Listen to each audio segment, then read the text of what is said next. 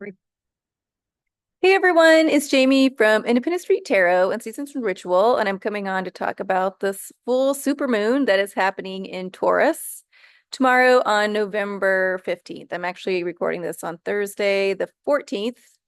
But the moon is already in Taurus, so it's just going to be 100% tomorrow, on Friday. Also, tomorrow, Saturn will station direct in Pisces, so that's also the big news. So there's obviously a lot going on in the world and a lot of energy happening right now. And I hope you guys are feeling a little more grounded today on Thursday. Yesterday, the moon was conjunct Chiron and Aries, and so we might have felt a little out of sorts or a little down, or maybe some wounds were coming up, but now she has moved into Taurus, which is that fixed earth. So hopefully we're getting our feet back underneath us, and we're starting to stand on some steady ground, which is Taurus, um, in order to start and keep moving ourselves forward. So always remember it's an ebb and flow, of course. It's just like the cycles of the moon. We get bigger and smaller. And some days are gonna be better than others. So hopefully today is a better day. So let's talk about this full moon. So the moon will be at 24 degrees of Uranus, and the sun is at 24 degrees of Scorpio. Full moons happen when the sun and the moon are opposite of each other, and the moon is reflecting the sun's light. So the Scorpio is fixed water, Taurus is fixed earth. This axis, that Taurus Scorpio axis, is known for financials. So this would be a really good time just to check in on your financials.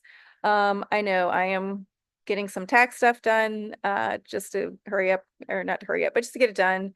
So if there is any sort of money things going on, this is a great time to look at them. Also, um, well, I'll get to that. I was going to say, we'll talk about where Mars and Venus are here in a second. So financials, Taurus rules our money, and then Scorpio rules others. So just a good time, especially right before the holidays when we might be doing a little extra spending.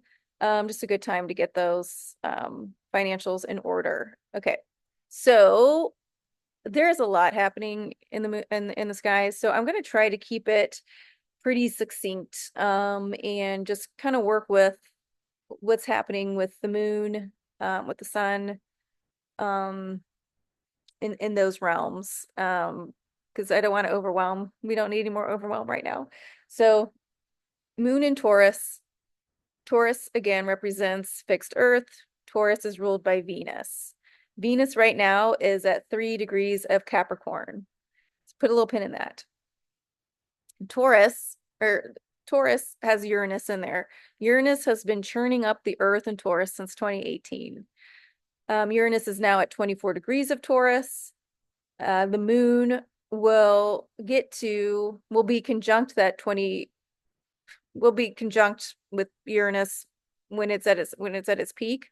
But also it's important to note that the moon will also be conjunct where Uranus and Jupiter were conjunct at 22 degrees of Taurus. So there's a lot of energy in these degrees of Taurus where the moon is going to be.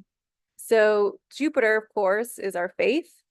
Jupiter is gifts and luck. Jupiter right now is in Gemini. So Jupiter and Gemini, choosing that path, if you will, where we are keeping our faith. Okay, we'll just touch on that for a little bit. But the moon is going to speak with that energy, and then also speak with the energy of Uranus, which is the rebellion, right?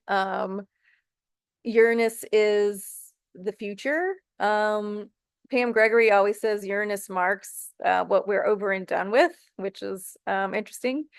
And it's also important to remember that Uranus rules Aquarius. So the moon in this fixed earth is having this conversation about where Jupiter was, and where Uranus is. And in the conversation is about how things are changing in Taurus about the way we work, how we value ourselves, how we value our time, what we value on this earth. Um, Taurus is an earth sign, so planet Gaia. And so we're going to start asking ourselves, these questions about how we live, where we live, how has that changed, how we want it to change. Okay. And so it's important to just when the moon is full, this is when we're most psychic. This is what we see, what we need to release. This is also the same time we need to see what we need to start bringing in. So, a lot happens when the moon is full. It is that balance again of masculine and feminine energy because the moon is reflecting the sun. Um, and so it's a good time to take a pause, especially with things in Taurus. Again, self self-worth, even if you will, because you know how much you are quote unquote worth, like money, um, and see where you are in life. Venus that rules Taurus is in Capricorn, which I find very interesting, because Capricorn rules the way we work. And Taurus is how we value ourselves. Venus is how we value ourselves. Venus is love, right? What do we love? Taurus is also known to be like the finer things in life, if you will. Um, Taurus is creativity, and so tap on that creativeness. How are you going to work with new ways coming in, new ideas? Uranus is blowing things up, right? Uranus is shaking things so hard so that they crumble, right? Because we need stability. And so Uranus is showing all the places that we've been unstable um, in Taurus, all the places we've been unstable in, not speaking up for ourselves, not telling people what we're worth, you know, maybe being lazy on being creative, even. So all these themes are coming up right now. And with that energy of a signature of Jupiter there, well, when he was there, and then Uranus there right now. The moon is communication in the sense that it is that feminine planet, so it wants to communicate, and but it wants to speak clearly, and it wants to speak with compassion. So see what comes up with this, see where you are, see what needs to change, see what things are looking more stable, and then make some decisions on that. The sun that's in Scorpio. Scorpio is fixed water. Scorpio rules secrets, if you will. And this is important. If things are coming up within you, especially since the moon hit Chiron yesterday and then move forward, if there's things that are coming up within you and you can't keep them secret anymore, and these aren't necessarily like deep, dark secrets, okay? I mean, it could be, but it could just be things that maybe you don't share all the time or things that roll around in your head. If they're coming to the surface, let them crack open, let them break open. This isn't about you, freaking out or anything, but it's also about you not holding on to this anymore, just really coming to Jesus, if you will, but just really seeing like this. I just now noticed this in my life where I you know what, I've been thinking about this, and every time it comes up, I kind of push it back down, and now it's coming and it's cracking open because that energy of Uranus, like lightning, revolution. You're not going to be able to outrun it. So let things crack open, especially within you. And again, it doesn't have to be like a deep dark secret like you stole $10, or things like that. But just maybe there are things that you think about yourself, and those thoughts weigh in on how you value yourself or how you think others value you. And once you kind of confront that, it's going to crack open, and you're going to start valuing yourself much more. You're going to be able to give yourself much more love, right? Taurus and Venus, this love. Scorpio, water, feelings, also creativity, right? So it's important to give yourself the time with this full moon, um, to be with your feelings, to see what scares you, see if there's secrets, see if there's things rolling around that you just allow them to come to the surface. water and earth need each other. And, they always say opposite attract, which they do. But the important thing is like about how they work together. Um, so if you're feeling a little emotional, be grounded. If you are feeling way too grounded and you feel like you need some more emotions, have a little talk with yourself, check in with yourself, see what you're feeling. Um, going to Scorpio, right? Scorpio is ruled by Pluto. Pluto is at that last degree of Capricorn. And then Scorpio is also ruled by Mars, and Mars is at that third degree of Leo. Okay. So Pluto is about to move into Aquarius. Aquarius's ruler Uranus is in Taurus. The moon is with Uranus right now. Um, what do you call it? The ancient ruler of Scorpio, Leo is in, I mean, of Mars is in Leo at 3 degrees. Venus is at 3 degrees of Capricorn. So Venus, who understands who she is, she's full of self-confidence. She is now moved into Capricorn. She knows how she likes to work. She knows what she needs to work on. Okay. And she is in a quincunx with Mars. And Mars is that divine masculine. Mars is in Leo, which is the inspiration of fire. We need these divine masculine energies to come on the planet. I did a meditation on the 1111 portal. It's up on my channel. If you guys could do it, it'd be great. We need to call in all this divine masculine energy. When I posted it, I unfortunately posted it as unlisted. I just now realized that today. I've been a little wonky as well. So please do that meditation if you have time to bring in this divine masculine energy, because we've got to stay in balance with our masculine and feminine. We need to be in balance with our masculine and feminine, especially moving forward. The energy that's coming on the planet is fast. This energy on the planet that's coming in is big, and we need to stay grounded. We need to know who we are. And we need to be okay. Um, we need to be okay with sort of, picking a side, and that is Gemini, and that is Jupiter and Gemini. Jupiter is maintaining a faith. And when it is in Gemini is the twins, right? And Gemini, I see it as getting us out of duality. And in the way that happens is when you have something happen to you and it's not good, you do not extend that to someone else, right? And that's how we get out of duality. So with Jupiter in there blowing up, because Jupiter is expansion, we're going to notice who's picking a side, and I mean that in a safe space, in a safe place. Because higher Gemini vibes is picking a lane and then exploring that lane. Lower Gemini vibes is talking out of both sides of our mouth, not being holden to anything, not being grounded. Gemini is air, so just kind of blowing around. And so Jupiter is in there expanding on this.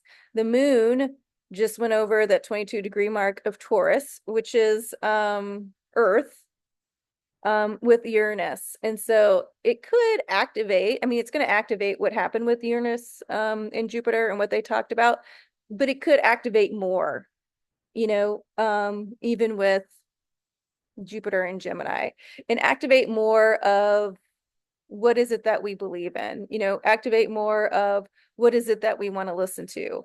Right now, Mercury is in Sagittarius. And so Jupiter and Mercury, they're in mutual reception because Mercury rules Gemini and Jupiter rules Sagittarius. And what's interesting about this is that Sagittarius in its highest form is basically live and let live. It goes, it sees what works for people, it loves it, and then it usually picks up however people do something and they're like, oh yeah, I can see how that would work for me.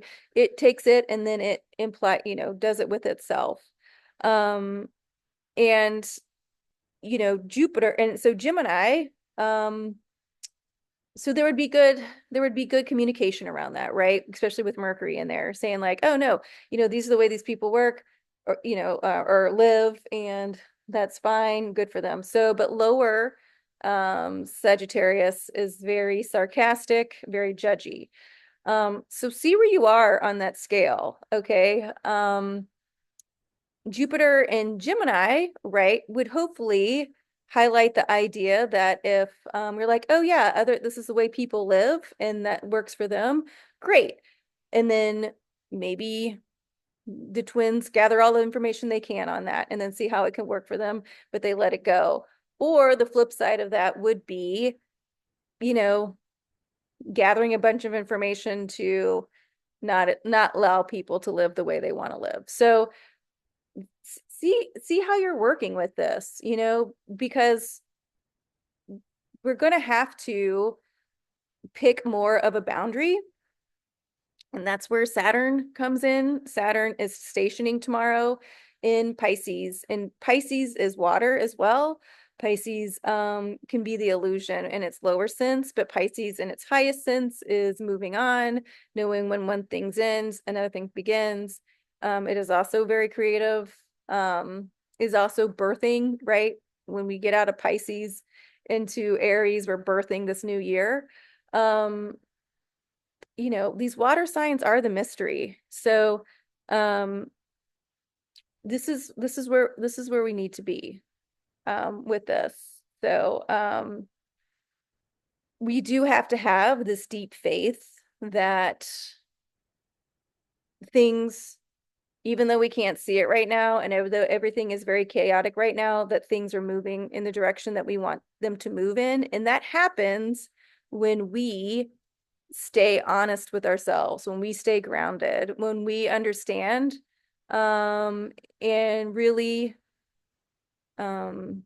dig into who we are authentically, right? When we allow our masculine and feminine to show up, when we allow, Taurus and Scorpio to show up, when we allow Mars and Venus to show up, it's when we allow the sun and the moon to show up, it's all the same thing, right? It is us learning how to stand on our own 2 feet. It is us learning how to work within the mystery. It is also us, learning how to express and be our best selves. So I think that's kind of it. As I've been talking, my phone has been blowing up. I don't know what's going on around me. There's a lot of energy right now. So let's pull a card. I'm looking to see if there is anything else that I need to touch on. I will say this one more time. Uranus, 24 degrees of Taurus. Uranus rules Aquarius. Okay. I do believe we're in this age of Aquarius. Pluto, that rules Scorpio, is about to move into Aquarius on the 19th. Okay, Mars, who is also Scorpio's ancient ruler, is in Leo, which is fixed fire. Okay, Venus, that rules Taurus, has just moved into Capricorn. Okay, Capricorn is ruled by Saturn. Saturn is in Pisces. Saturn is turning direct to give us some boundaries. Saturn is also Aquarius's ancient ruler, right?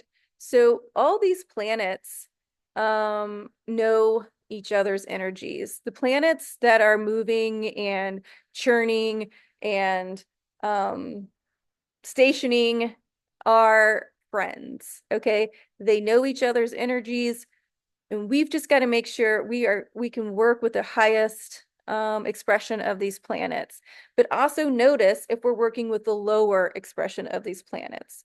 For this full moon, I hope you guys feel more grounded, right? I hope, again, like this, like astrology stuff, like check on your money, like check on your money. But for all of us, it's important to see if